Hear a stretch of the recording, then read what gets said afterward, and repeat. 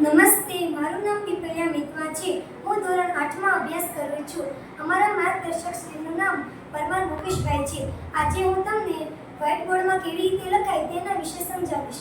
સૌપ્રથમ વ્હાઇટ બોર્ડનું option select કરો. ત્યારબાદ બેકગ્રાઉન્ડ કરવા માટે મેન્યુ ઓપ્શનમાં જવું અને તેમાં બેકગ્રાઉન્ડ નામનું ઓપ્શન સિલેક્ટ કરવું.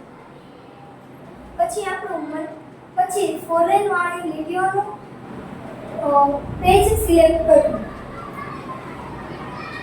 પછી આપણો ફેવરેટ કલર ચૂઝ કરીને તેમાંથી લખાણ કરવું. સ્પેલિંગનો ફર્સ્ટ લેટર કેપિટલ હોય છે.